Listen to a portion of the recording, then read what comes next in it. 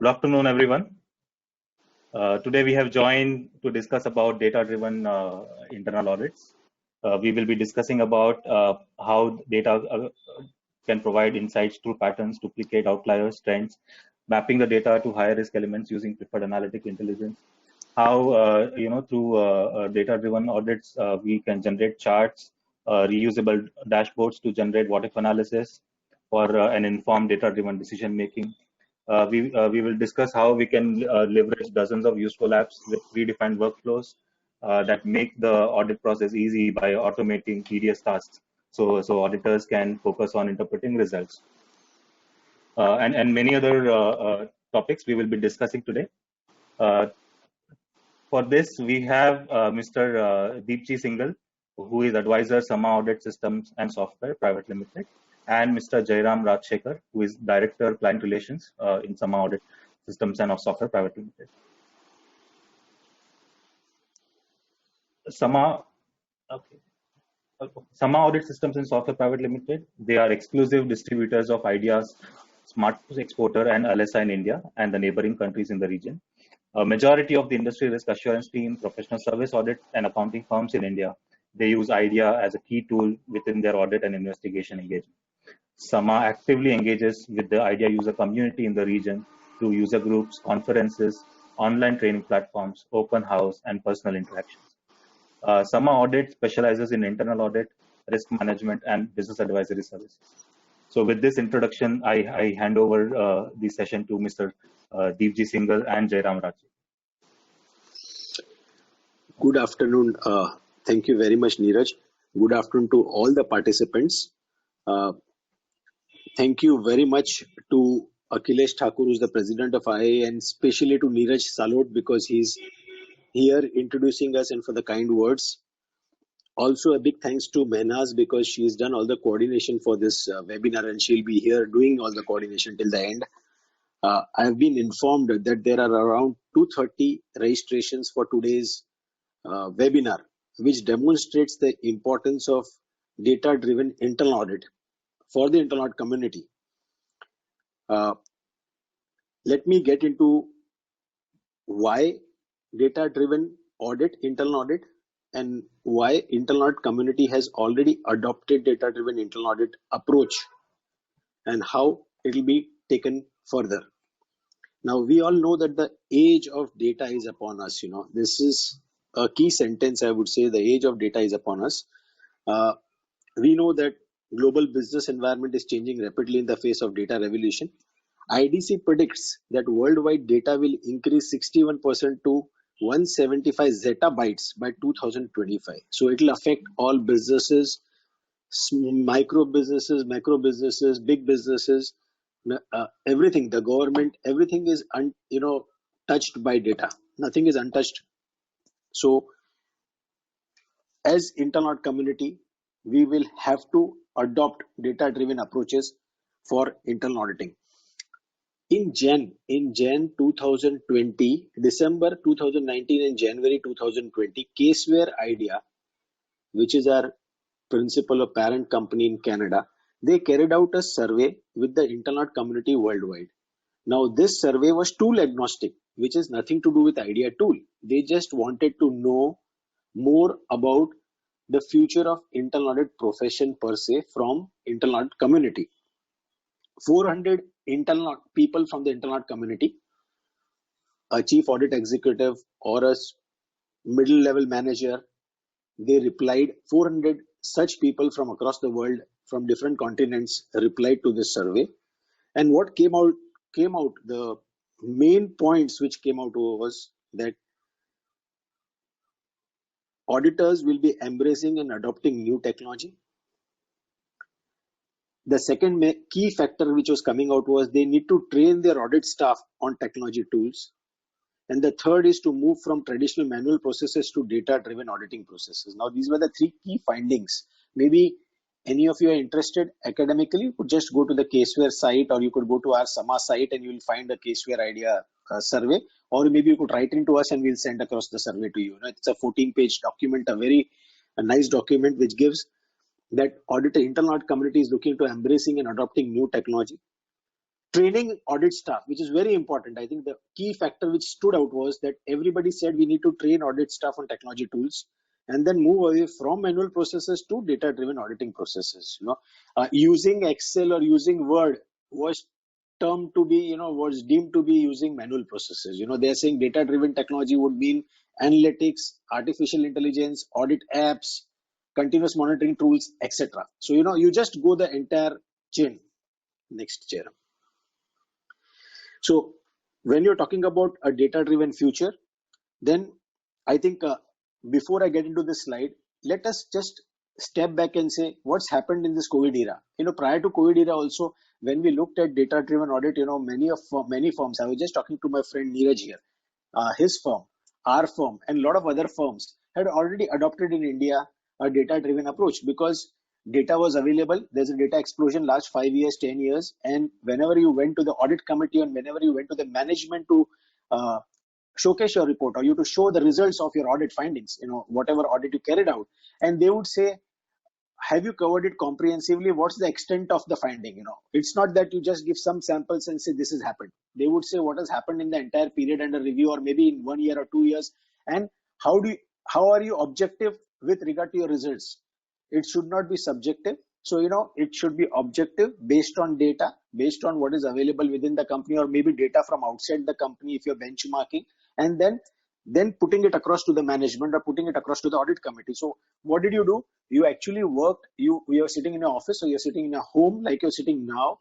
You are given a source data, you are given access to SAP, you're given access to Oracle, you are given access to Infor systems or any other application system of the client, maybe a payroll system. You actually took in data. There were some security protocols to ensure that, data is not lost in between and, the data from the client is not misused, etc.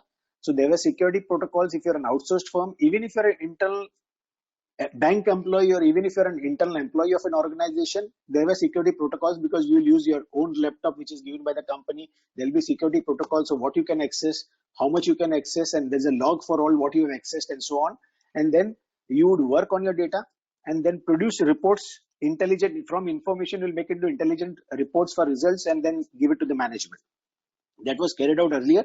Now more so. So we are moving towards a data driven future. So adoption of data analytics technology, optimizing the existing audit technology which is there, and training auditors on audit technology. Now very important, because I think I've kept seeing this in the last 4 months, especially last 4 months. I've been saying this for last 2 or 3 years, but more so now, that auditors would continue to be there. Technology cannot replace auditors, but auditors with tools will replace auditors without tools. So it's very important that we need to get trained, and auditors with tools will replace auditors without tools, because you'll need staff, you need audit staff who are trained on tools, technology, different technology, so that they can adapt to data-driven audits, adapt to using technology for better efficiency and effectiveness.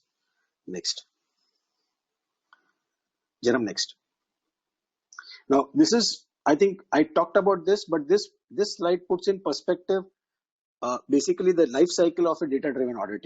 You capture data. There's a source. I talked about source in terms of SAP or any other source. So you capture the client data, you modify it, you enrich the data by having alternate data or maybe taking it from one other source.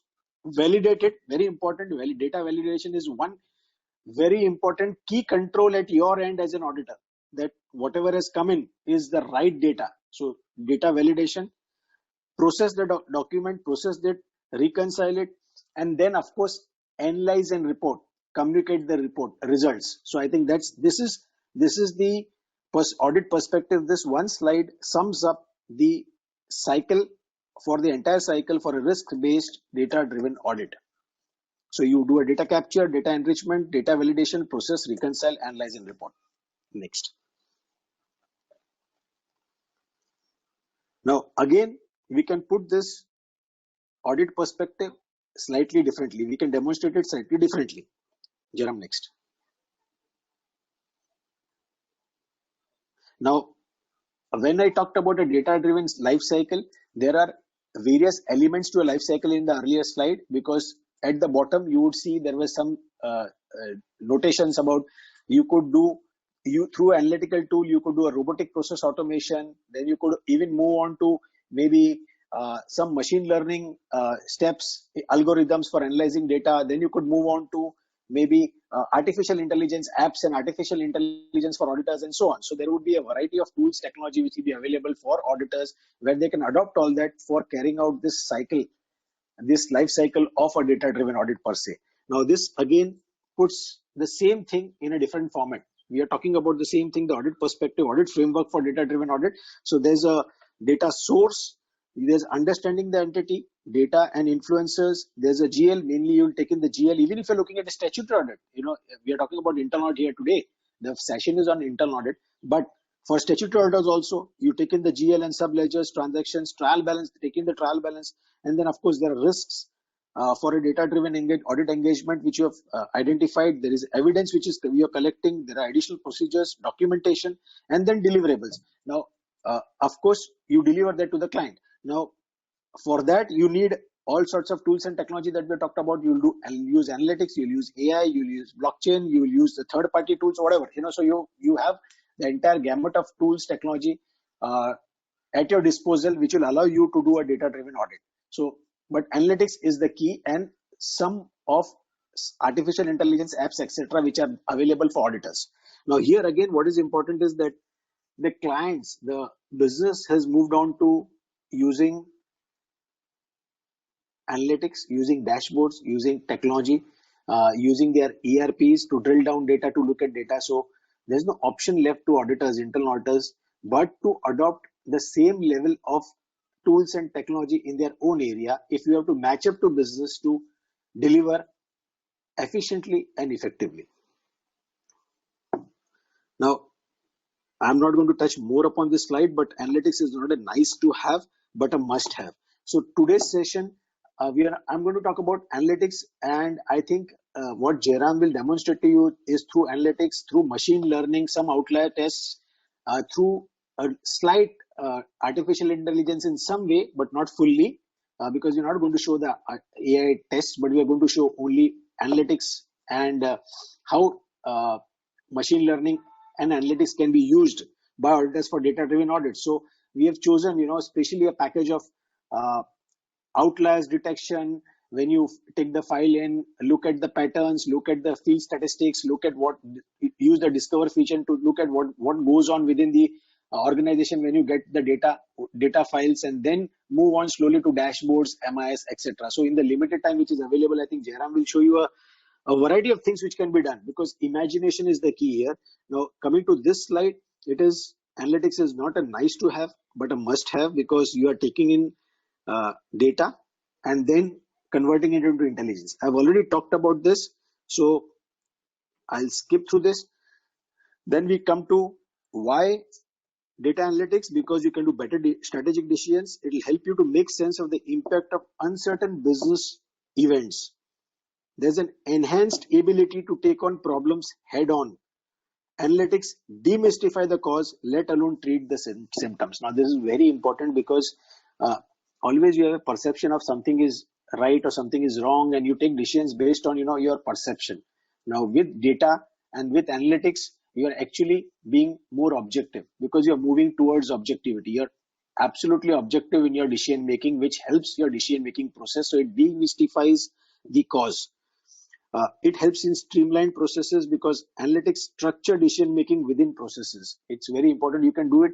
You can use analytics at the transaction level, at the master level.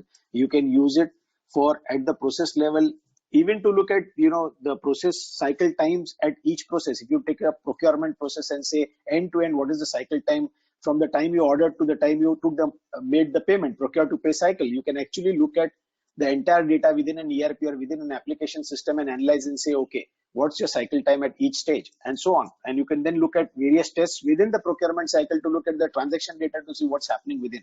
So I think I'll not go into that, because that's a subject I think which Jairam will touch upon. And then why is there a need for adoption of data-driven audits and analytics? Because you can test the entire data set. Data can be taken in from any source. You can take it from an HTML file, you can take it from a PDF file and convert it. There are a number of entities worldwide today we are working, where they convert it from a PDF file. A lot of data is available in PDF format. Even in the government sector, when they ask data from the maybe the CAG auditor asks data from the state government, they'll get it in a PDF form. Maybe when Indian accounts payable section, there are a number of entities in India where they process accounts payable for US markets or European markets, and when they get data, they get the files in PDF format. So you convert the PDF format into data file, into a IDEA file or any other analytical tool which you use, and then analyze them to ensure that there are no duplicates, and you run your tests which you are supposed to run on the accounts payable to ensure that everything goes out right. So basically, you also use a combination of robotic process automation to do that. Maybe I think that will not be part of today's talk, but I think maybe Jairam can just touch upon it when he's showing some tests. Enabling management to minimize the risk, that was another thing. And what's the value proposition and business benefits? In-depth review of process generated data rather than traditional sample checks. You've talked about it. Ability to reveal surprises and insights which the client management never knew about. True value add. I always, at this stage, I always give an example because this happened almost 12 or 15 years back. So I always give this example of an engineering company where they could make or outsource. Now they had lakhs and lakhs of pieces, small pieces which they manufacture. It's all tailor made, and you could either make it in house on your different machines, on your machine shop, or you could outsource it. Now they were doing both. They were making many of them and they were outsourcing some of them. And when data was analyzed, what came out was that you gave out the most valuable pieces outside where you could earn more money in house. So the decision making changed to say we will give out pieces only above a certain weight. We will do all the smaller pieces we'll give outside. The bigger pieces we'll do it in house because it's easier to do, is easier to machine, and the more value addition can be achieved in house. Whereas the more troublesome smaller pieces would be given outside. So I'm talking about 12 years back. So it's a long time off, but it revealed something which the management always thought as a perception on it's chalta hai, it's fine, that's what we do.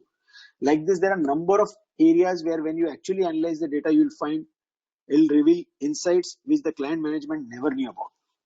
The possibility to go beyond controls and focus on cost saving and revenue maximization. It leads to, I think that's the bottom line, because value addition by internal auditor is, or in internal audit, is the bottom line. That's what managements care about, whether it is an in-house internal auditor or an outsourced one. So I think that happens. And concurrent use of data analytics in audit significantly reduces the compliance costs, because you can actually look at the compliance online on a continuous basis. So you can use analytics, you can use machine learning, you can use continuous monitoring tools to ensure that the compliances are taken care of. Because one of the other things which stood out in the survey was that management is really bothered about compliance. They do not want any surprise in that area. And then framework to automate complex MIS reports through macros. I think this was another key deliverable of an analytic tool, or where you can actually churn out complex reports. And once you have done that, you could store that, and then you can use it every month or every fortnight or every week and just go on looking at it. Though your ERP system would also give dashboards to the business owner, but you can do some special reports. You can do a special MIS which an auditor would require to look at, what if analysis, patterns, etc., which you could fix as a MIS, and then you could continuously look at that over a period of time. Now, sustaining analytics going forward, I would say what is important is we all have seen across the world that there's an acceleration in adoption of analytics. We have seen that in India also. But we start with low-hanging fruit, develop an analytical roadmap, know which questions matter most to your organization and process to be monitored. So what does your audit committee want? What does your top management want? How they want cost saving? In one organization, they wanted cost savings in procurement area. In some other organization, they wanted to look at marketing data more carefully, analyze the marketing data more carefully. I'm not going to get into all those case studies, but in some other area, they said we would like to look at productivity on a machine shop floor, and data was available. Computerized data was available, so you could actually look at it. So what matters most to your organization and the process to be monitored, then automate delivery of information to stakeholders, of course, to your internal management and external management if required. Visualize. Outputs must deliver insights to make fact-based decisions. We have talked about this, very important, because it becomes fact-based and it is neither not person-based and also it's not subjective. Very important. Adoption will be faster, implementation will be faster, and I think good suggestion by an internal auditor is welcome only if it is implemented, it is practical and implemented very fast. So if it is data based, it is fact based, the chances of it getting implemented is much higher. Embed analytical capabilities into decision making process. I think that's important. In many of the organizations, we have seen that we have left the analytical capability with the process owners. I can give an example. Let's take a procurement. I think that's the most easy, and that will also not show up on any client. You don't have to divulge any client information. So let's take up a procurement example. Now you have multiple locations across the country and you are buying material from different vendors, or the same vendors is supplying to different units across the country or across factories, maybe in the same state or maybe in the same district also. There would be 2 or 3 factories and you're supplying it. We have seen those cases. Now they may be supplying, the same vendor may be supplying the same item at a different rate to 2 different factories, or multiple 2 vendors would be supplying the same item at a different rate. So why not make it the right rate and the right quality? So I think when we analyzed that, it was a surprise to the management, because the amount involved was quite large when you looked at the consumables across stores, for number of factories. What they did was they said, why don't we run this test ourselves? Why don't you leave this capability with us? So we said, okay, this is how you do this. We left the analytical capability with them, and now they're running it every month to see that nothing is going wrong. Of course, they corrected everything. They have taken corrective measures, but they still run the test every month to see what is going on. Now, I've just given you 2 tests, but in fact, we actually built 20-25 tests which we are running as an internal auditor for a particular factory. And we left those tests and the capability and the knowledge back with the process owners, because they are running it themselves. And the audit, when it goes the next time, we are going to the next level and trying to do something different, something more, to add more value to the organization. So I think that's appreciated, because you are actually educating the process owners and going to the next level. Match analytics to the job at hand. And what's the way forward? Next, Jairam. The way forward is auditors need to establish the technology blueprint for success before making any major investments. It's a facilitator for better risk monitoring.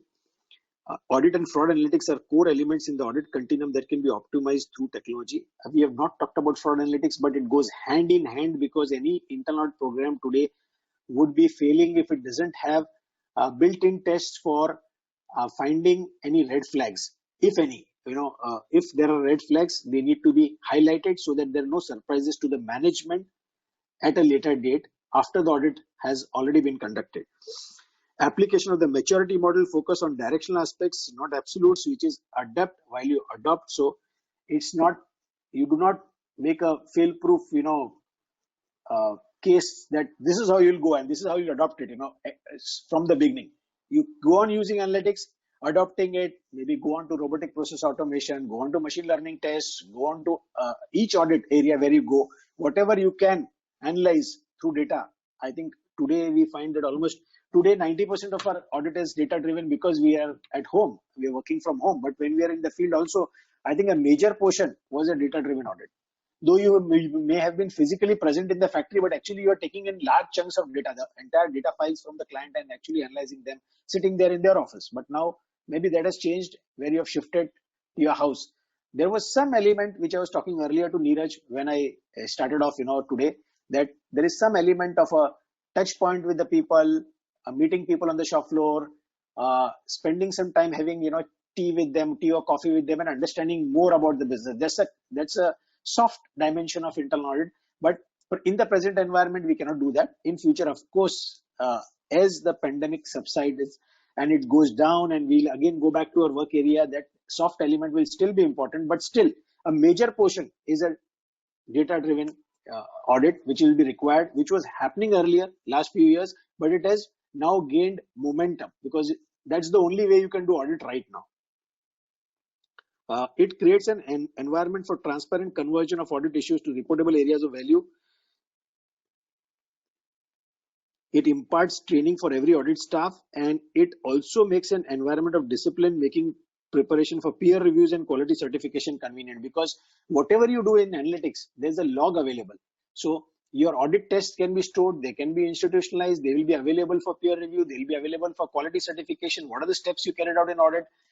Because as you do audit, as you carry out audit, as you look at data files, as you merge files, slice data, uh, look at data differently, the log keeps on recording the transactions in a flowchart, or for any good analytical tool, it will record it in a flowchart or in a log, and which will be available for you to use as a repeatable analytical process, audit test, or it will be available for you to even look at it when you're looking at it, whether you carried out the audit properly. So it gives you a mechanism, audit tool gives you a mechanism, because if you're just manually doing it, everything is lost. But here you are institutionalizing it, is available to your other team members, it is available, open for peer review, it is open for quality certification, it is open to improve in the future. So I think that's my short presentation before you can actually see case studies on patterns, what if analysis, outliers, and a lot of tests, a lot of things which can be done by using. We are going to use an IDEA tool, and we're going to show you through IDEA. You can use any tool you want, but this is available. So over to you, Jairam. Thank you, Deepji sir. Good evening, everyone. In my presentation this evening, for the next hour or so, before we get into Q&A, I'm going to show you different facets of how data-driven internal audit can be made fun. I'm going to be talking about how we can create a risk profile map, how we can identify high-risk audit units, how we can use regression to create a forecast, identify opportunities for cost saving and cost rationalization, identifying high-risk audit units, using certain smart analyzer audit apps, and very important, using discovery and visualization features. So what I would like to do is take 5 to 7 minutes and take you all through different case studies and show you what are the capabilities of these tools from a data-driven internal audit perspective. Your questions can be polled together, and we'll take them up at the end from 5:45 to 6. Let me first begin with creating like a risk heat map or a risk profile map. And for this, I've taken a very interesting example from an insurance industry. I have data with me from an insurance industry where I have the claim data and I have the premium data. So let me just import the data friends first into IDEA software. Okay, let me get the data into the tool first. So I'm importing the data now. What I've done is I've just taken sample data so that you'll understand the utility of the application rather than take live data. Now, if you see the data which I've imported into IDEA in the form of an Excel file, an internal auditor may want to present in the report. Let's say you're doing a special audit, you're doing an internal audit for an insurance industry where you have branch-wise, location-wise premiums collected for an annual period and the corresponding claims paid out. Now, the measure of the risk score or the risk profile of the branch would depend upon a weight, which is computed by arriving at the ratio of the claim to the premium. So what I would like to probably present to the stakeholders is like a risk map, which says which are the low risk branches, the medium risk branches, and the high risk branches. And I'd like to present this visually. And I would like to use data-driven tools and techniques for the same. So what we typically do here is we first of all need to arrive at the weight. So we add in a field into the database, and I call this, let's say, risk score. So the good thing is, I'm sorry, my connection was lost there for the time being. The good thing is you can add calculated fields into your database. So I'm going to add in a field called the risk score, and I'm going to give it, let's say, 3 decimal places. Now the risk score is a simple ratio between the claim and the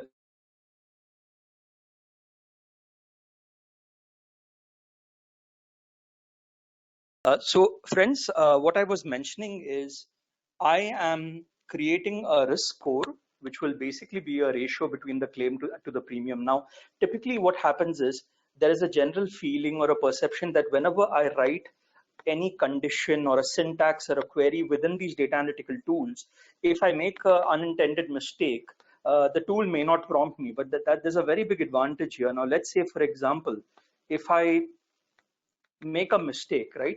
Let's say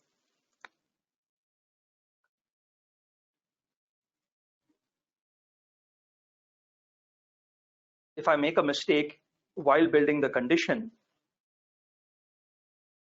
it will not allow me to proceed, okay, till I rectify it. So if I write premium amount, you can actually see it's giving me an error, and when I validate it, it will say there's a syntax error. So you have an inbuilt validator which allows you to test every condition and criteria. So now let me revert back to the right condition and let me arrive at the risk score. So you can actually see I am arriving at a risk score for each location. And now, based on these risk scores, I will have an internal classification of what is low risk, medium risk, and high risk. So I can add in another column here, which will say risk profile. Okay. And in this particular column, I can actually assign the words low risk, medium risk, and high risk based on the risk score, which I calculated earlier. Now, this activity of generating the risk profile can be automated, and I'm going to show that very shortly to you. So we can add in a condition here, friends. Just like how we use a if condition in Excel, we can use a conditional if condition. It's called a comp if condition. And what we typically do here is we say if the risk score is, let's say, between 0.00 and let's say 0.10, right? Then it's low risk. Okay. If it's between 0.11 and maybe 0.50, it's medium risk, and anything above, let's say 0.50, would be. You can actually check here by doing this kind of classification. You can create your own risk score to risk profile conversion. And the advantage is this condition can also be tweaked by you, because it's possible that these risk scores and profiles may undergo a change over a period of time. So you can actually tweak the condition by just saving it. I can click on save, and I'm able to save this condition. So let me call it a risk profile condition. So now the advantage is, into the future, when I'm doing this kind of risk profile, risk mapping exercise, if I need to edit the condition, I can always open the equation and bring it back again. Okay, so I can open it just like this and bring back the condition and edit it. And that's a very big advantage. So friends, I know up till now what we've done is we've been able to arrive at the risk score and the risk profile. You can see that's coming up on your screen. And now what we can do is we can actually generate a visual representation of how many branches are falling in the low, medium, and high risk category. So we basically, like how you do a pivot in Excel, we do a summarization here with an idea, and I'm doing a summarization on the risk profile. Okay, and so I'm getting everything in the low risk category because I think I did not write the equation very correctly. But the advantage is you can actually convert this into a chart, and you can get this in the form of a chart of your choice. So if I had written the conditions to probably bring in other categories like medium risk and high risk, you could get this as a visual representation. So I know it's probably did not showcase all the three categories, but you'll have got the theme of what I was trying to do. Using the risk score and the risk profile, I've been able to arrive at a visual representation of a branch-wise risk profile, and this activity can be automated. So you just need to do this once, and you can actually I'll be showing it to you in some time. You can go and record the macro, automate the macro, and get this as a repeatable risk profile or risk map report. Now, friend, just like how we talk about identifying a risk profile, similarly, we can identify high risk audit units within the data. And I wanted to show different industry case studies in my webinar today. So I'm taking something from a hospital. Okay. Now, in a hospital, you know, we are in the times of the pandemic where there is a need to visit the hospital for OPD purposes, especially when we feel that we are down with the flu. Now, what I have with me is I have an Excel file which contains the OPD, that is the outpatient department, patient count and patient revenue. Okay, so let me put both the files up on the screen. You can see the first file basically contains the OPD hospital reference with the week of the year and the count of patients visiting the OPD. So you could have the count for ortho, for ENT, for neuro, and for various pediatric, various categories. Now this file contains the count and the other file contains the revenue.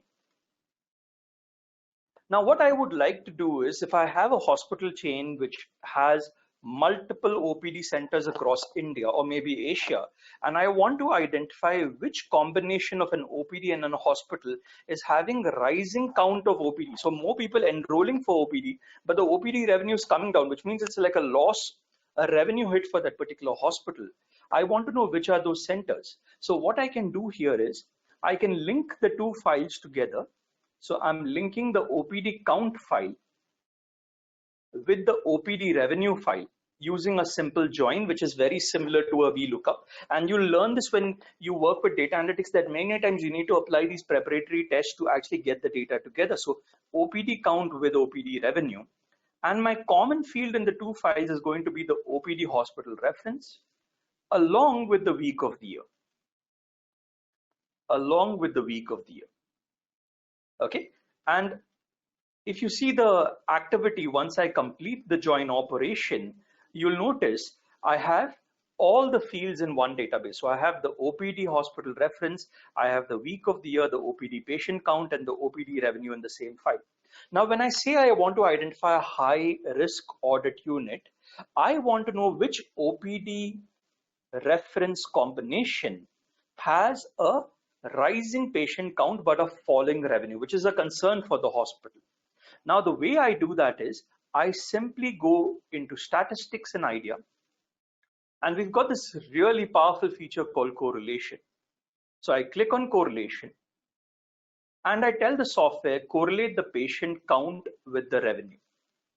Okay, now you can think of a number of examples. You can think of, if it's internet-based advertising, you can look at the number of visitors visiting a particular portal with the online ad revenue. So you can think of a number of examples. If it's a startup, you can actually correlate, let's say, the startup costs with the startup revenue. And we arrive at the correlation score, friends, for the OPD reference, that is the hospital OPD reference. Now, in my data, I've taken only 4 combinations, but you can work with hundreds of combinations. There's no limit. Now, when we run this particular test, you'll see OPD A and hospital B has a negative correlation. Okay. Now, if I go into the data, I'm going to show you something very interesting. If I go into the data and I put a filter to only show the data for OPD-A hospital B in the form of a visual representation, friends. Everything I want to do is through a visual representation. Okay, and now I'm going to show you something very interesting. Give me a minute. Right. Take a look at the chart which has come up on your screen.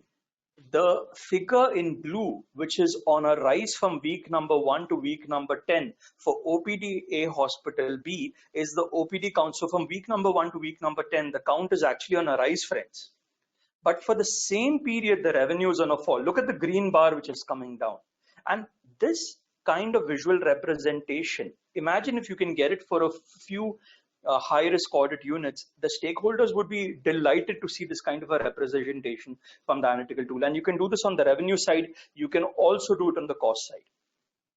Now, what is interesting is, let us say I have the OPD revenue. Let me go back and get you the OPD revenue, friends. I have the OPD revenue for week number 1 to week number 10. Now, let's say as a part of my internal audit and as a part of maybe an MIS representation to the management, I want to now show to the management and the stakeholders that, look here, while we have the OPD revenue from week number 1 to week number 10, and you have your own internal revenue forecast for future periods like week 11, week 12, week 13, we can help you verify whether your internal forecasts have been estimated correctly or not. So this is more of an estimation activity where internal auditors may take up the validity of the estimation process.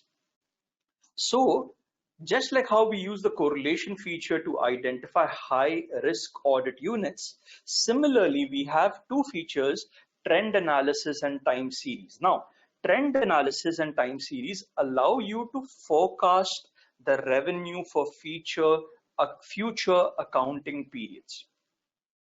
Trend analysis is used if you're looking at data which is uniform, there are no business fluctuations, and time series is used where there may be a sudden spurt in business in a particular period.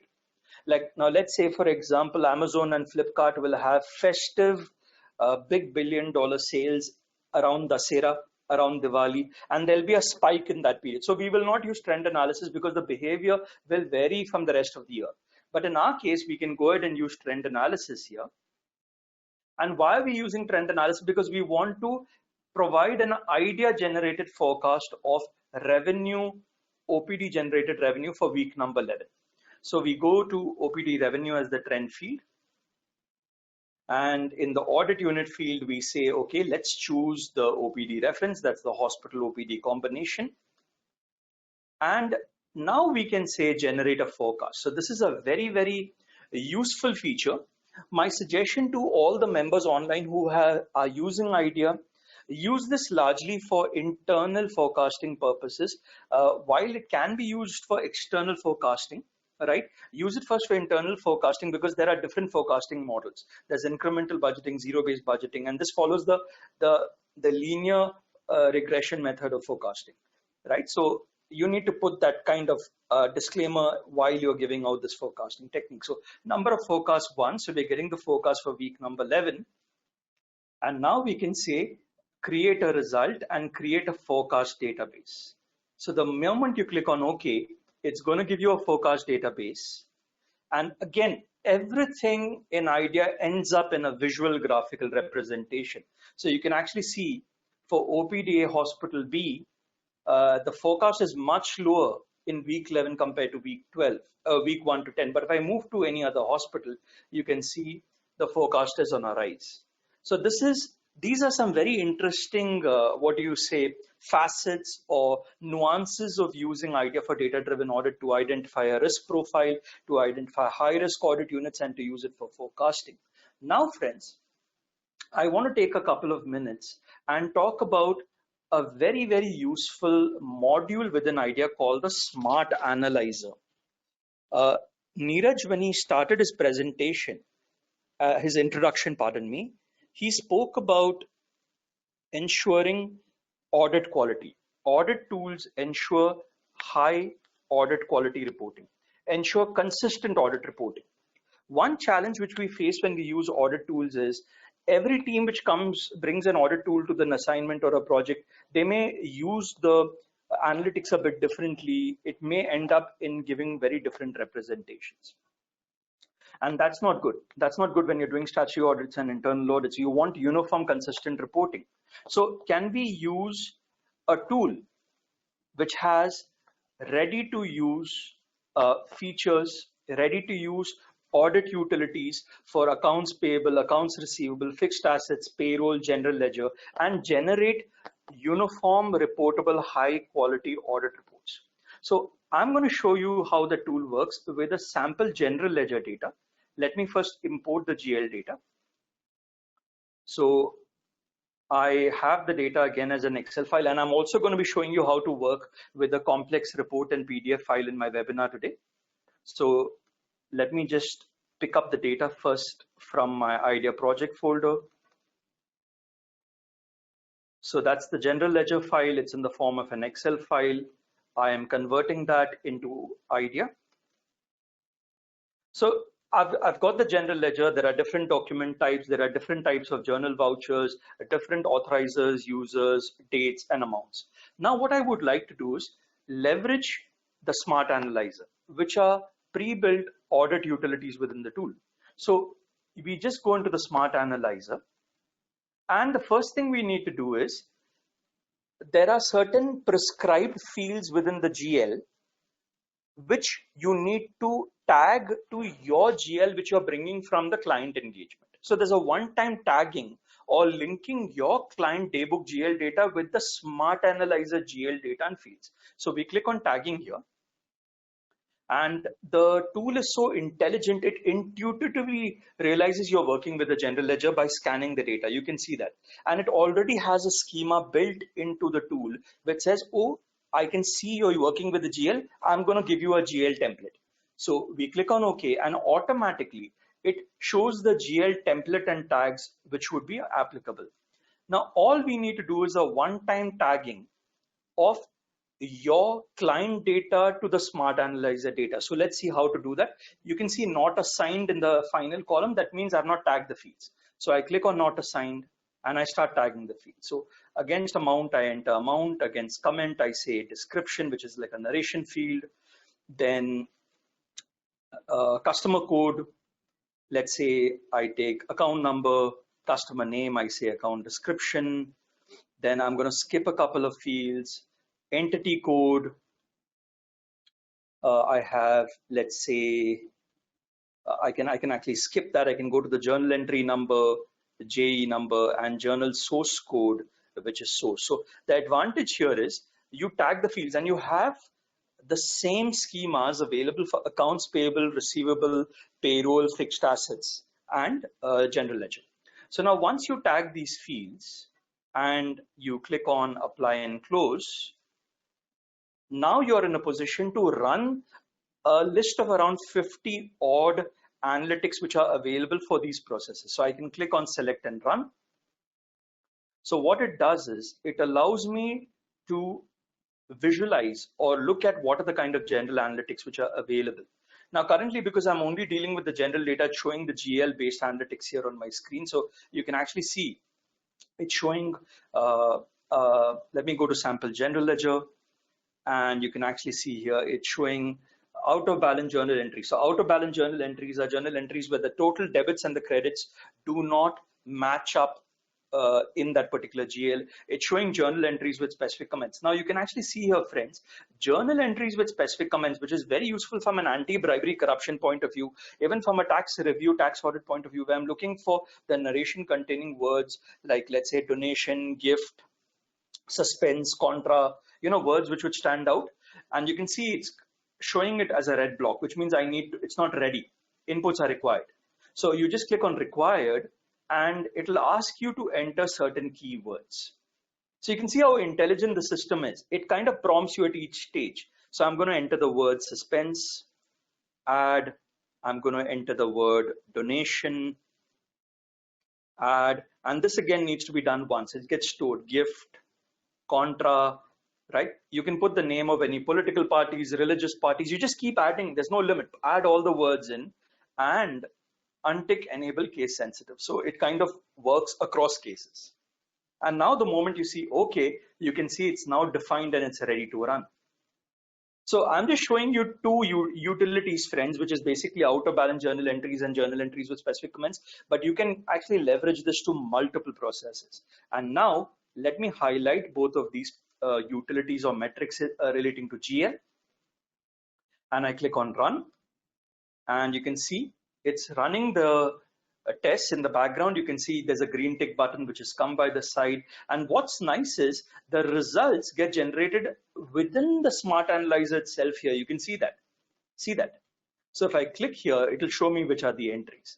So not only are we having end-to-end embedded analytics within the tool, the results also are generated within the tool and it's available within the Smart Analyzer screen. And you can see it's given entries containing the word gift and donations. It's very, very useful, right? So this is the Smart Analyzer, which ensures standardized reporting. Now, 1 minute, let me come out of this particular screen. Sorry about that.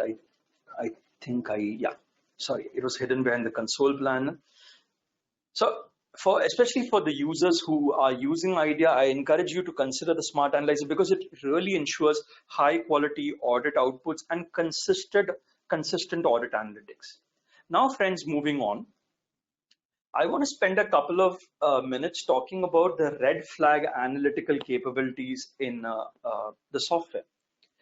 A technique which we all have heard about in webinars and we've read about it. And recently there was a concluded webinar by Dr. Mark Nigrini, where he spoke about what are the 7 numerical telltale patterns of frauds using Benford's law.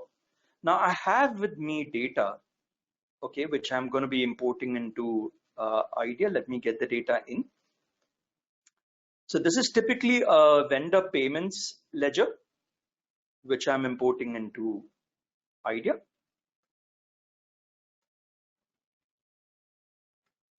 And I hope you can see my screen. Yes, I am able to see the audience view.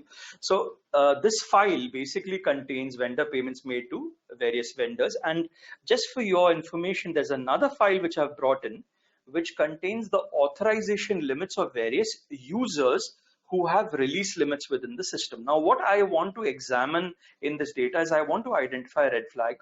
Are there any payments being made to vendors which are just below a particular threshold limit, where payments are being skimmed to stay below a particular threshold limit? And I don't want to deep dive into the data right away and identify it. I want the tool to conduct certain exploratory analytics and give me a listing of those cases intelligently without me having to worry about locating the payment entry on my own accord. So we go to Benford's law. Okay. And the nice thing about Benford's law and IDEA is everything is configured. You don't need to write any conditions and equations. So I'm going to go with the classic last 2 digits test, which is a suspicious test, but you can also apply it for the 2nd digit test, which is very, very useful when you're looking at fictitious, fabricated book invoices being submitted by a vendor to an entity, because there's an element of predictability which is left behind by the fraudster, where they may bill the company for a number of fictitious invoices, and the invoice references may have a common 2nd digit. And that's actually seen. We've seen that in a number of use cases in red flag analytics. Now we want to apply this on the last 2 integers, friends, and not on the decimals. So I choose the last 2 integers, and I just need to click on OK. And what it does is, without you having to deep dive into the data right away or start a voucher level audit right away, you basically run the Benford and let the Benford curve speak to you as an analyst. Let it show you certain suspicious, highly suspicious trends or patterns in the data. Now, if you look at the data, smack in the center, friends, is a highly suspicious entity. Now, if I click here and I say display suspicious records, it will show me which are those entries. Now, let me just save this representation. Okay, it's going to be fun. And I want to show you something interesting. Let me save it and let me zoom in and show you the data. Now, if you see, why has it shown this these 7 entry vendor payments as suspicious? Because all the amounts are ending with 49. Now, this is not a game where we say it ends with 49, so we've got a gotcha moment there. We need to link the payments to the authorization limit of the users. Now, if you look at the first 2 payments, friends, only the first 2 payments, you'll notice that the payments are made to the same supplier, Fossil Incorporated. Now, that's interesting. The payments are made on the same date against the same purchase order, having a sequential payment instrument series by the same authorizer also, HMV and HMV. Now, still, this may not kind of give any compelling evidence for a potential red flag. But if you look at the two amounts, 95,000 and 68,000, and now if we go into the approval limits file, which we also got in the import process, you will see something very interesting, friends. Okay, let me show you something here. Look at the line I've highlighted at the bottom. You can see HMV 1 lakh. Now, what do you notice here? That there are, while HMV has an approval limit of 1 lakh, there are two payments being made of 95,000 and 68,000. Now, 95,000 is just below 1 lakh. If you add up these two payments, they are crossing 1 lakh rupees. So we have a compelling case for a potential vendor payment split or a skimming instance. Similarly, friends, if I go back to the Benford curve, which we generated some time back, you'll notice something very interesting there. Just as you saw a concentration of amounts with 49, there's also a concentration of amounts ending with 99. And I can say display suspicious records, and you can see there are a number of payments made to McKinsey Petroleum where the amounts are ending with 899, 799, 599, and all of them are tending towards 80,000. This kind of representation makes your exploratory analytics very, very useful. Now, since we are on the subject of vendor payments, I also wanted to take up the classic duplicate vendor invoice bill check, but I wanted to show it to you with a slight twist in the case study. Let me first bring in the data, friends. So I'm importing a bill payment file into the software. So it's a classic vendor payment ledger from SAP. And for all of you who work regularly with SAP, the external document number, which I've highlighted on the screen, that is the vendor invoice number. Now, as all of you know, I cannot make a duplicate bill payment in SAP. SAP would not permit it. But what I can do is I can introduce a special character, a space, and I can bypass internal check on the bill number. Now, we're going to show you a very interesting technique on how, if a fraudster adds in a special character, space, uppercase, lowercase, basically detractors into the vendor invoice, how can you use a near duplicate check to identify such cases? So typically what we do here is we add in a new field into the data, friends. We call this vendor invoice cleaned. Okay. This would be a character reference because it's a combination of an alphabet and a number. And we use certain ready-to-use forensic queries or criteria. One such feature is called strip. Now you can see there's strip and the strip accent. So what strip accent does is, for all of you who work with foreign language databases, especially databases which are in French, where the names may have an accent and the accent could make the name stand apart separately, using strip accent you can, like Philippe, right? Philip and Felipe. By using strip, you can get rid of the accent about Felipe and make the two names the same.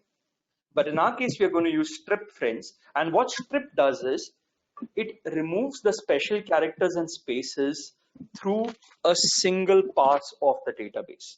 Like if I have to do this in Excel, I would need to do a find and replace for every special character, and it's a Herculean task. Here, strip removes everything at one go. I use this in conjunction with upper because I could have alphabets in uppercase and lowercase, which will kind of bypass the duplicate vendor invoice check. And I run this on the external document number, which is the bill number. Now, these functions, strip and upper, are explained very nicely in the help. So if I want to know how to use strip and upper, I can go into the help here. And you can see the write-up is available with the syntax and the parameter and the example. So there's a lot of integrated help available within the tool. Now let me run this. I have a new field which has been added called the vendor invoice cleaned. You can see the new column has got added at the end. And now let me do a duplicate check, and you're going to see something very interesting. So I use the classic duplicate command within IDEA, the duplicate detection command. And what am I looking for, friends? I'm looking for a duplicate payments to the same vendor against the same vendor invoice clean. That's the field we just added in now for the same amount. Okay. And you can add multiple fields. I can say same purchase order, same location, same month. I can add in multiple fields this way. And because there are many missing bills, I put in a small condition here to exclude false positives by saying external document number not equal to blank. That's necessary, others I'll get a file with too many blanks in it and it'll be very frustrating.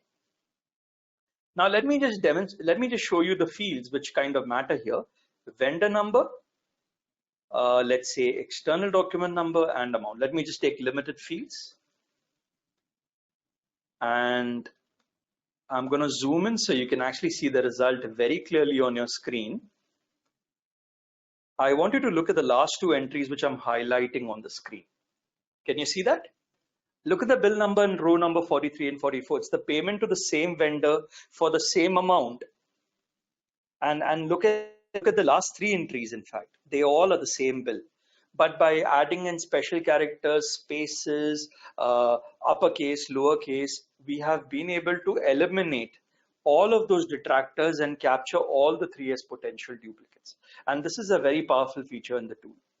Now, similarly, when we come to master databases, because I want to continue with some more red flag analytics for as a part of the webinar, I have with me a master file. Okay, so let me bring that in first. Now, when we talk about duplicates, right, and we talk about duplicate vendor invoices, something which comes up is, could there be any duplicate elements in my master file? So can I look for, let's say, duplicate PAN references? Or can I look for duplicate addresses? Or can I look at a nexus between a customer and an approver where the name of the customer is very similar to an approver to I look at an approver approving a transaction for a family member? So now these are certain elements. The first test which I would like to showcase is the classic duplicate test on an address field. Okay, but I want to do this keeping in mind what we call as a fuzzy duplicate. So I have the address field in the data, and I want to look at addresses which are very similar to another. Now, most of the times when we work with organizations, we understand that the classic duplicate address test is done by removing spaces, special characters, getting a list of cases, and then manually eyeballing it. That's not a very efficient and effective technique. So what we can do is we have a fuzzy duplicate technique within the tool. And basically what the fuzzy duplicate allows you to do is choose a field of your choice. So in our case, that's going to be the mailing address. Okay. And then you can actually set the similarity degree. So you can actually move it from 60% to 99% depending upon your understanding of the data. Now, if you set it too high, you'll get very few cases, but they will be very, very accurate. And you set it too low, you will get many detection, but a lot of false positives too. So let's keep it somewhere smack in the middle at around 80%. And in terms of fields to display, let me keep it very simple. I'm just going to take the customer relationship number and I'm going to take the address. Now let's run this and take a look at what we're getting. It's very interesting. So look at the address matches which have come up, friends. Not only are we getting grammatical variations, we are getting spelling mistakes, we are getting derivatives of words, right? So what we are in a way able to see as a value proposition in this is, not only can you use it to identify red flags, but you can use it as a classic tool for data quality management. If you want to clean up your masters, you can use it as a classic tool for data quality management. So identifying these cases is possible through the fuzzy duplicate test. Now, similarly, if I go back to the master data, I have the customer name and the approver name. And what I would like to do now is look at someone approving a contract or an agreement or a transaction for a family member. Now, it's no one's going to go and create an exact match. So I'm not going to have a case, Amit Kumar, customer, Amit Kumar, approver. No one is so naive that they will do that. They'll make some variations to the names. So I want to see if those variations can be picked up by the tool. So I just put a simple filter on the data, and I say nexus between customer, approver, and I put in a small condition there. And just like if you remember, we use the strip command, which removes special characters and spaces when you're doing a duplicate vendor invoice check. Similarly, we have a command here called sounds like. These commands are all part of the tool and they are made available to you readily. So you just pick up the sounds like, and what you basically check for or test for is cases where the customer name are similar to the approver name. So you can see the fields which I want to match are the same, and you could apply this for employee name, vendor name, employee name, customer name, item description, bill of material description, any kind of character fields which you want to map together on a pattern basis. And now let me run this by only displaying certain fields. So you can actually see the result. It's very interesting. Just like how the address fields mapped out and got captured at a fuzzy duplicate level, similarly, the customer name and the approver name are getting potential matches or pattern matches on the customer name and the approver name are getting detected and displayed by using the sounds like command. And you can see that it's very interesting. Drubya Jyoti and Drubya Jyot. There's a spelling mistake in Bora, Srinivasan and Srinivasan. So these are very, very powerful tools which can be used where you, and I'm using it on file of a few thousand line items. You can do this on files of a few million line items and get very effective reports coming out of the data. Looking at some more red flag analytics before I move into an activity for cost rationalization and management. Give me a minute. Let me just identify an interesting data set to show to all of you all.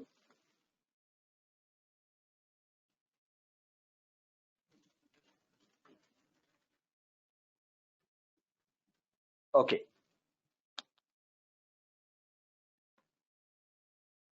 So I have with me a corporate travel ledger, which contains travel reimbursements to employees. And one classic test which we do in travel audits is an employee submitted a travel claim for a travel date, but have we examined whether that employee was actually at work? Mapping the travel claim register to a leave register and identifying travel claims admitted and paid to an employee when that employee was actually on leave. So this contains employee-wise, travel date-wise claims. And I'm going to bring in another file which contains the leave data. Okay, so let me bring that in. That's the employee leave data.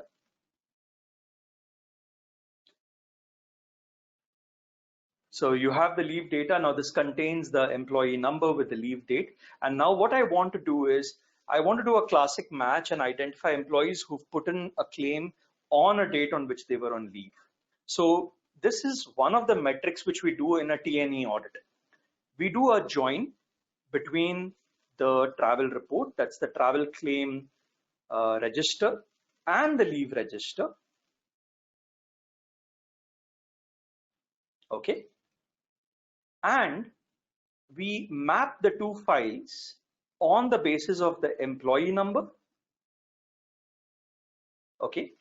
Now here is an advantage. The reason I'm taking up this case study is typically when we do this in Excel, you need to add a field for a combination of the employee and travel date and employee and leave date. You need to create a concatenated field. Now each time you do that on a file of a few million line items, it slows down Excel, and the VLOOKUP in Excel takes a long time to run. Whereas here I don't need to do a concat. I just say pin to pin and travel date to leave date. So I can add in any number of matching fields up to 8 fields. And now when I click on matches only, it will give me a listing of employees who put in travel claims on dates on which they were on leaves. I click on OK, and it's giving me a listing of cases of employees who were on leave. You can see that. And they put in a claim for a travel on a date on which they were on leave.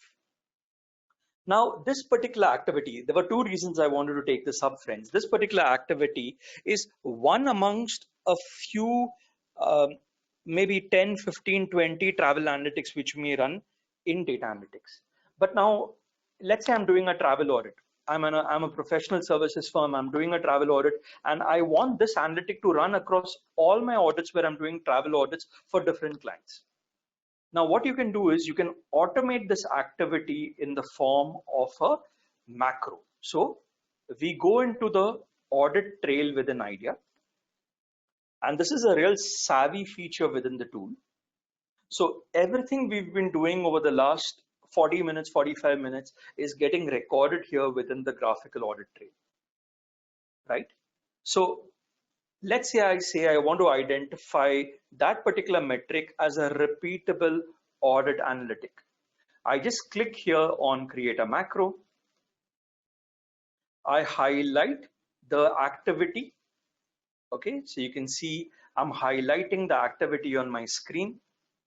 And now I'm highlighting only one report for demonstration purposes, but imagine you've run 20 analytics in TNE. You can highlight all the 20 at one go, and you can create one single TNE audit analytics batch file. So we click on finish, and that's your macro. It's going to come up on your screen in some time. So I'm going to save this, friends. I click on save, and I call it, let's say, TNE sample macro. Okay, and now I run and now I close the macro.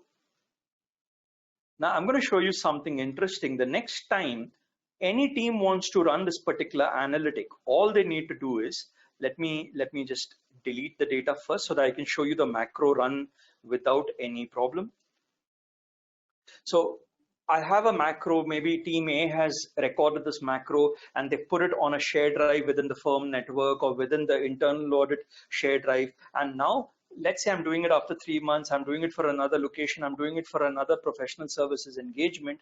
All I need to do is download the macro, save it in my macros folder, open up the macro here. I can see my TNE macro is already stored and saved. And my data for that particular location or period or client needs to be downloaded and kept in a specified format with a specified number of fields in a working folder. And I just click on the run button and the analytics will run automatically. So it can run manually, or it can also run on a schedule basis. So you can schedule it. IDEA now has a scheduler where you can schedule it, and at a particular date and time, the analytic will run. And what is very nice is you can put an email ID into the scheduler. So when the analytic runs, you'll get a notification on your email on your smartphone saying the analytic has run or not run, vice versa. And this is a very, very useful utility within the tool. Now, friends, you remember I started off my demonstration by showing you the risk profile and the high risk audit unit. Now that's something which I label as potential exploratory analytics within IDEA. We also looked at the smart analyzer, which has certain predefined audit analytics which are available within the tool. But there's a very, very nice feature called Discover, which allows you to discover patterns, outliers, insights readily on any database you bring into IDEA. So let's say I have with me a revenue dump, which I bring into IDEA software. Okay. Now, one of the challenges, right, which even the Deepji sir mentioned about in his presentation is train. The training element is very critical. Now, once you're trained, there is a latency because the team needs to actually put what they've learned into practice. And at that time, what may happen is there may be a fear factor. Am I using the right command? Oh, I've used a duplicate. Should I have used a direct extraction? I used a summarization. Should I have used a pivot table or a stratification? That fear factor comes in. So to help you overcome that fear factor, we have a discover feature, which gives you a nudge. It gives you certain pre-built analytics on your data. Now on this revenue dump, if I want the tool to speak to me and give me certain ready-made insights, dashboards on the data, I just simply click on discover. And there are some pre-built analytics already configured and set up within the tool, which run differently on different data sets, depending on the data which you have. And you can see here, it's very interesting. There's something in it for statutory auditors, internal auditors, investigators. Let me tell you how. It's giving you zero value sales. It's giving you negative sales, which is interesting from a revenue booking point of view. It's also giving you 3 duplicates. Now, if you did not know how to run a duplicate command with an idea, no problem. You're getting ready-made duplicates here. And if you click on 3 here, it shows you which are the duplicates. You can see that. So not only does it give you the count, friends, it tells you which are the duplicates, and then you can take up these invoices for scrutiny. So when you're doing a ledger scrutiny, rather than spreading it thin and going from bottom top, start at the top level and go to the bottom. Start with the discover and then go down to the invoice numbers which matter, which is what is good data analytics. Now I'm going to come out of the screen. What is also very interesting is it gives you certain ready dashboards on the data, friends. Look at dashboard number 1. It's giving you outliers on the data. So it's scanned the data, it's profiled the data, and it's done a bucket analysis. It's told you, hey, look here, most of your sales are between -500 and 9,500. But there are certain sale entries which are excessive. You can see there's an entry of 42.89 lakhs, which is massive. When my sales are up to 9,500, there's a sudden sale of 42.89 lakhs, and that's appearing in the red color here. So it helps me identify high value outliers in the data. What is even more interesting is segmental analysis. In dashboard number 2, it's showing agent number 108 is my top selling agent. Now, if you want to know as a user, okay, 108 is my top selling agent, by who is my top selling, to whom is my, which is the top selling product? Or to whom am I selling the most? The customer. So you just need to go into the settings. It's so easy. And using simple visual tweaking, you just need to tweak the grouping field in this visual representation from the sales rep number to the customer number or the product code. It's as easy as that, friends. Look at that. And now it's so interesting because you'll notice something here. The moment you choose product code and you say size by count, okay, now just see this, it's very interesting. Okay, size by count, which means a kind of aggregate by count. It's showing product code 6 has the highest count of invoices or maybe quantity. But if I say size by sum and I now click on save, just give me a minute. I think I seem to have lost that particular dashboard screen there. Oh, that's not the one. I used the wrong one, please. It's actually this one, color by sum and color by count. Look at that. So now I've used the right technique. When you say color by count, it's actually showing product code 5 has the highest count of sales. Now that is interesting because if I say size by sum, it's actually product code. I'm not sure why it's not working. Color by sum, sorry about that. And it's getting refreshed. Let me just repaginate, please. Color by sum, group by product code. Yeah, you can see it showing product code 06. So it's very interesting. So we encourage everyone to visit Discover, look at the pre-built analytics which are being generated by the tool, and then move forward in your ledger scrutiny. So this is a very useful utility which is there in the tool. And what is interesting is, you remember I showed you the macro activity a few minutes back. So macros are not only useful to generate ready-made reports, but it can also be used to generate automatic dashboards. So if I create my preferred dashboard and visual representation, the next time I run the macro, it will automatically refresh the dashboards on the new data for the new accounting period or location. And that's something which is very useful. Friends, I've got another 10 minutes with me before I get into Q&A. So I want to make it worth your while and show you some more interesting facets of the tool. We've got a very nice new age feature and idea called the Idea Lab. Now, what the Idea Lab is, it's a lot of cutting edge AI ML based solutions which have been developed in Canada and made available to the Idea community. And some of the analytics which are available are basically stuff which cannot be normally done through the front end and Idea, and it's a lot of prototyping and next gen kind of analytics. One of those tests is, which I wanted to show you, is the classic relative size factor test. So typically what happens is, if I have with me let's say a sales, I take the very same sales file.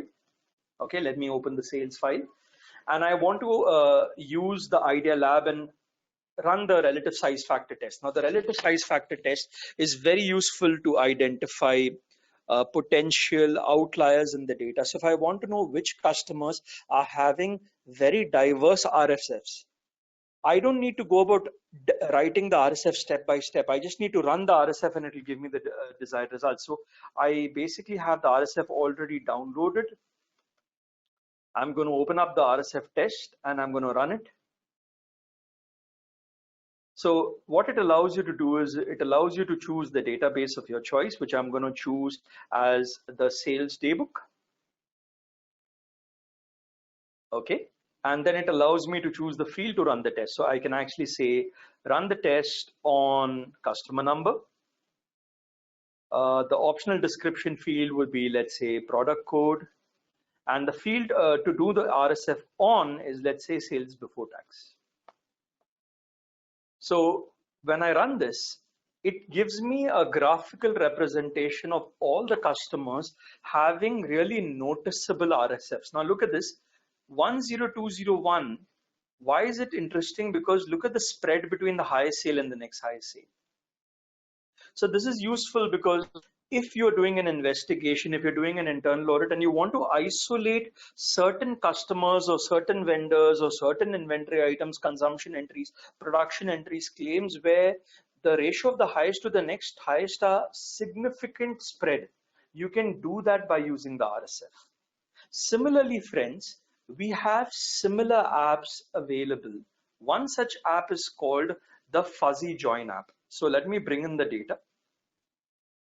I have master file number 1, which contains vendor master data. Okay, I think I closed Idea. Sorry about that. Let me open up Idea again. Master file 1. So you can actually see master file 1 has the vendor name with the vendor type. It's saying the type of the entity is vendor.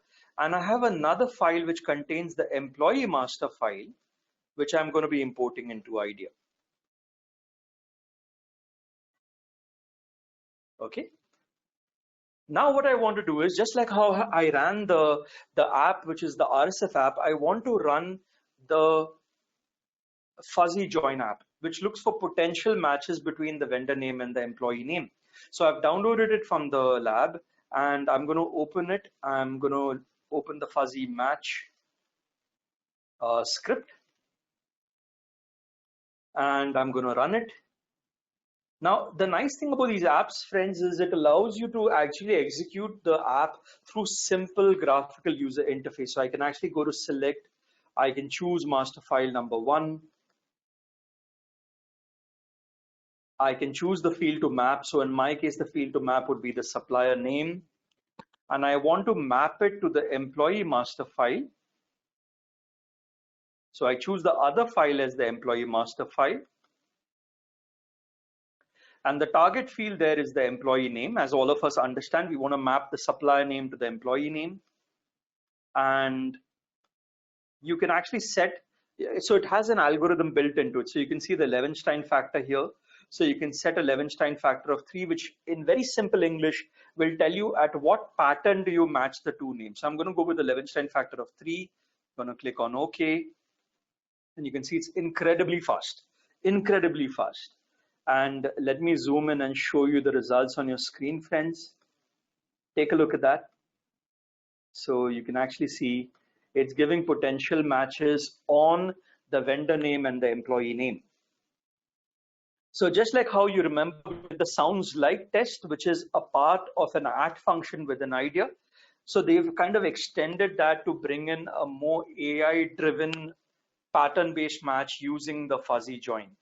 And that's available through this particular utility. So there are a number of ready-made apps. Many of them are driven through AI, ML related techniques, which are available for the IDEA community online, both through the IDEA Lab and Passport. Now, friends, I want to kind of end up my presentation, and I saved the best for the last. Something which everyone will probably notice in my presentation is in all the case studies I took up, maybe a dozen plus case studies, I was working with Excel data, and I'm sure you'll have a point that what if you have unformatted data, PDF data, complex data, which is in an unstructured format. Now, I want to show you something very interesting. I have with me, for all of you who are IT auditors, I have with me a firewall log. It could be in a PDF format, but it's in a report format. But you're going to see something very interesting. It's in a print format. Let me actually drag it and drop it with an idea and look at how interesting this case study is. Look at the file. Okay, so it has the IP address, it has the date and time of access, it has the request number, it has the website access. So there are a number of fields.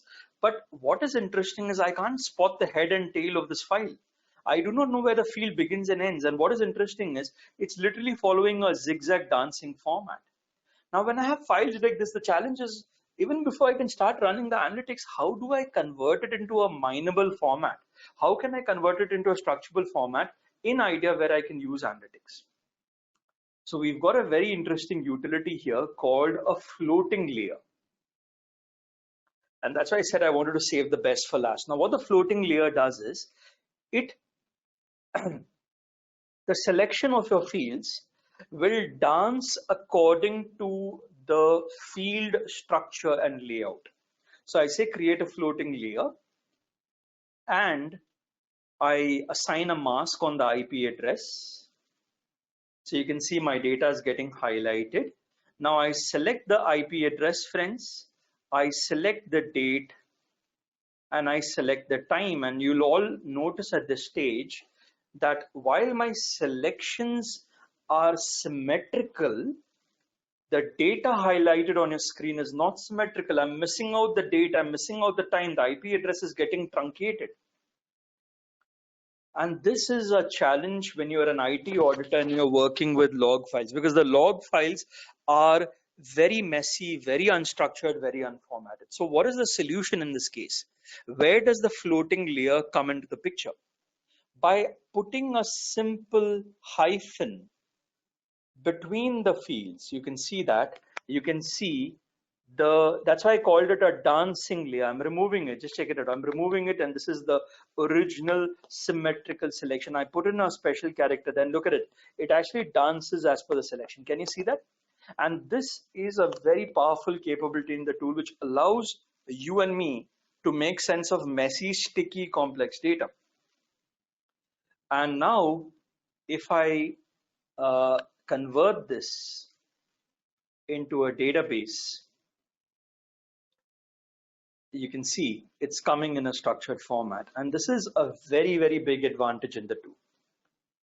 The ability for us to make sense out of something which looks very senseless.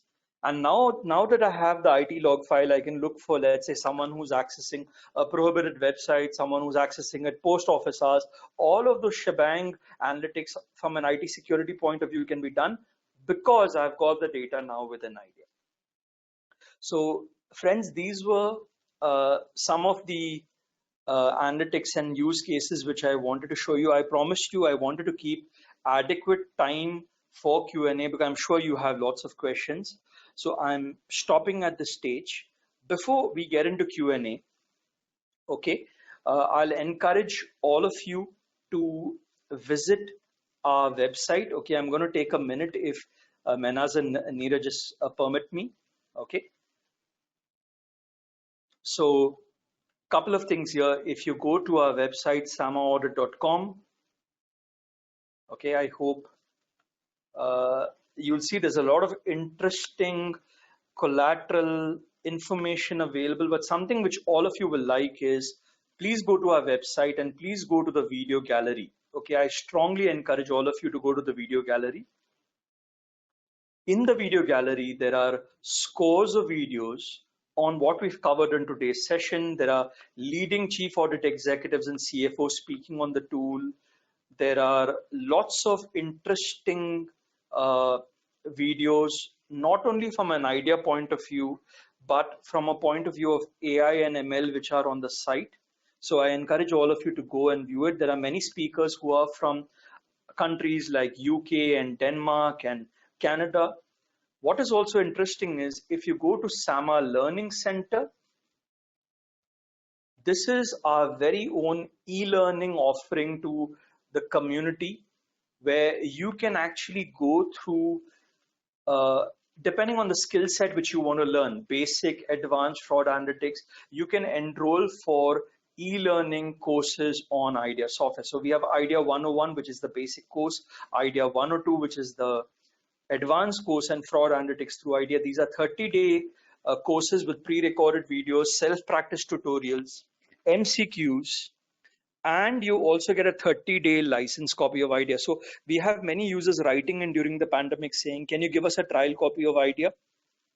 Why don't you use this as an opportunity to upskill yourself by taking up an e-learning and also getting a 30-day license copy of IDEA? So thank you, friends. It was nice presenting these case studies to you, and I'm going to hand it over to Neeraj and Mehnaz for Q&A. Thank you, everyone. Thank you so much, Jairam. Thank you so much, Deepti, for such an interesting session and giving demonstration for the features in IDEA and taking us through various scenarios and situations which we can use in our day-to-day audits. Friends, before we move on to Q&A session, just one small request that after this session, we will spend a couple of minutes to have one quick poll. So there will be a quick poll which will be shared on your screen, and each participants will have 30 seconds to provide their feedback. So that will be there. So just a request to stay back after the Q&A session to spend a couple of minutes on the poll. Also, if you have a question, you can post it on the Q&A tab, and we will take it up one by one and discuss with Jairam and Mr. Deepji. Okay, over to you. Yeah, sure. Yeah, so there is one question, Jairam, from Mr. Lakshmi Narayan K. He is asking, how will the authenticity and security of data be ensured in these tools? That's a very good question, Mr. Lakshmi, and thanks, Neeraj, for that question. So friends, something which I did not show in my demonstration is whenever you are importing a file into IDEA, let's say I have with me a sales ledger, I've put it on the screen. You can see the number of records are getting displayed here on the left. You can see that. Simultaneously, friends, on the right hand side, if I were to show you, there's a control total which is getting generated. You can see that. So between the number of records, the control total, and another very important thing, the date statistics, which gives the earliest date and the latest date. You can see that on the screen. Now, if you see that the earliest date is showing 29/12/2014, when I've actually requisitioned the data for the calendar year Jan 18 to December 18. So that itself indicates that I have got some prior period items in the data. So to answer Mr. Lakshmi's question, between the number of records, the control total, and the from date and the to date, you can establish the veracity of the data given by the auditee to you before you begin your analytics. All right. So there is another question from Leela Krishnan. The question is it possible to pull data from SAP, NetSuite, etc., without downloading it and then uploading it? A good question again. You can, while IDEA has the capabilities to pull data directly from SAP, SAP has licensing issues because the user ID and password I would use within the ODBC connection, if I were to use a technical name, is having some conflict of licensing issues with SAP. SAP does not permit it. So typically when you're working with SAP, Mr. Leela, you need to invest in a separate SAP connector. Caseware has under its fold a connector called Smart Exporter, which works seamlessly with IDEA. And these connectors are basically SAP approved. So what the connector does is it allows you to fuel the data, funnel the data directly from SAP into IDEA without doing a download and upload. So you can use a connector, and there are many connectors available in the market. One such connector is Smart Exporter. So I hope that answers your question on the direct integration part. Okay, so there is another question from Mr. Harish. He's asking, although the process are same, but data fields are different in SAP, how do we consolidate the data and give the head of control various exception in the process? Okay, so now if you have data for multiple locations and you can consolidate the data only when the field headings are uniform. If the field headings are not uniform, like I'll give you an example. You download an inventory report from SAP, but you cannot get it for a year in a single download because SAP will crash. So you get it as 12 months, 1 month, one file. The files have to have the same format, because when you're appending it or merging it, concatenating it in IDEA, if the field names are not the same, you will not be able to consolidate the data. So the location of the field is not important, Mr. Harish. I could have the field name SLOC in position number 1 in file 1 and SLOC in position number 10 in file 2. That's not a problem, but it has to be SLOC. Then only the append will take place.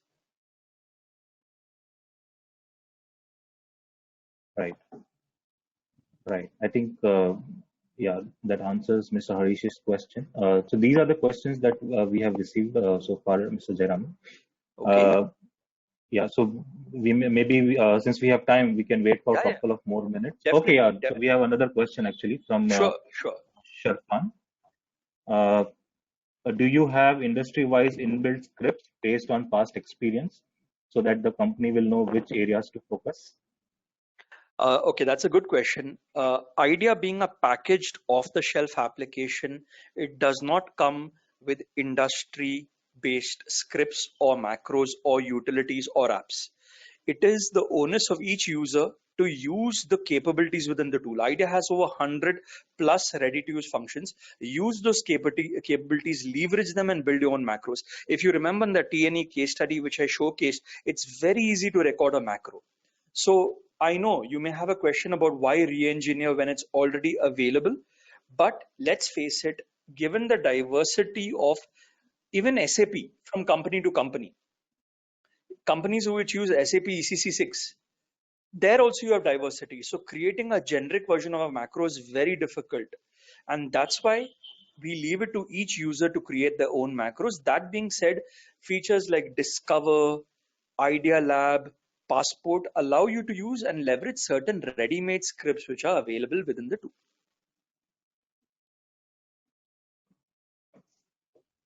Okay. Thank you, Jairam. I think we have that many questions only, so we will wait maybe for 2 more minutes. Yeah, if why there are not? no Why not? We have all the time, Neeraj. Thank you. Yes. Friends, if you have any questions, please put it on the Q&A questions. Okay, so there is one more question from Mr. Harish. He's asking, so there are a lot of concerns about sharing data due to confidentiality issues. So how does IDEA protect the data? Thanks, Mr. Harish. In fact, I think you've asked a question which would be a concern for everyone on this webinar. Number one, IDEA is not a cloud-based license. IDEA is installed and it runs and works within your domain. That being said, it is extremely secure and safe because in no way are you putting the data out there on a public or a private cloud. Number one. Number two, because it's within your domain and it uses the standard Windows security settings. And the data cannot be altered. If I bring in the data, if I make any, first of all, I cannot make any changes to the data, Mr. Harish. Any column I add, any column I remove, any calculation I perform, even so much of adding a remark column is getting logged in the audit trail, and the audit trail cannot be deleted, it cannot be tampered. So there's complete data security and privacy.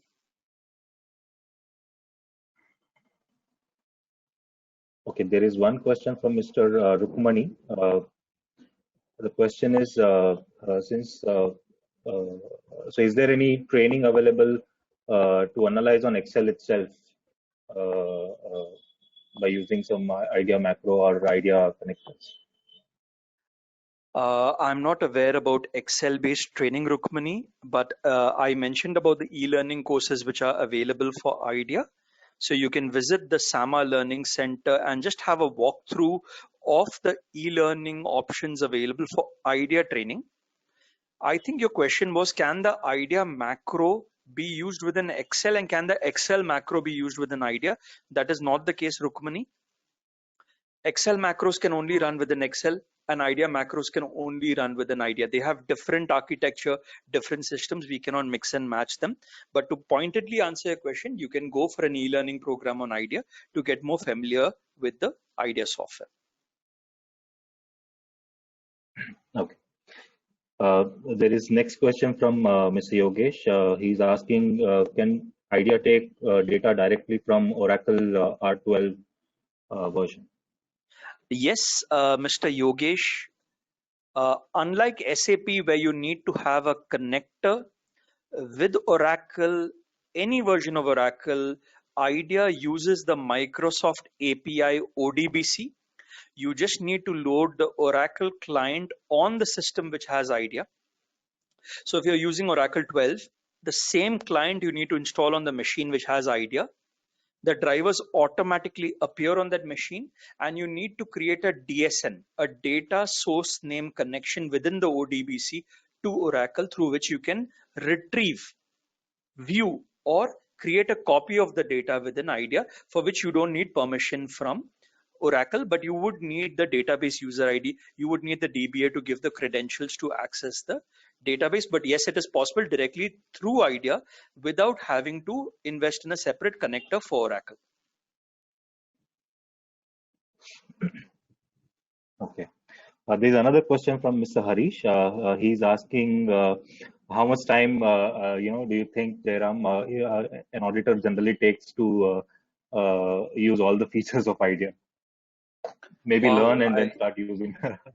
Neeraj, I think on a lighter note, I'm going to request you to give your input also when I complete my input, because I know you've kind of embrace the idea journey for yourself also. And if it's okay, you can also give your input. But I think it's a measure of the number of projects you work on, Mr. Harish. There's no time scale. There's no benchmark. The more projects you work on, the more diverse projects you work on, you are going to get an opportunity to explore every facet of idea. Now, that being said, you could go through your entire professional journey just using the duplicate command in IDEA. I know certain shared service centers in India who are using the last 5 versions of IDEA over the last 12 years, and they use only the duplicate key detection command, because that is what gives them the value. That is what is meeting the requirement. So you would need to evaluate your requirement versus your plan for institutionalizing IDEA into your engagements. But that being said, it's a measure of the number of projects you take up. And Neeraj, I would like you to also give an input on this if it's okay with you. Yeah. So just to add to what Jairam said, yes, the audit objectives definitely will matter how you are going to use. But in terms of features, in terms of ease of use, I would say the idea is definitely comparable with Excel. So if you're comfortable using Excel, then you will definitely be comfortable using IDEA. And the look and user interface are fairly similar. Of course, one has to spend a little bit amount of time. One has to spend some time to familiarize with the workflow of the idea. But once you get a hang of it, then I think it is fairly simple. Thank you, Neeraj.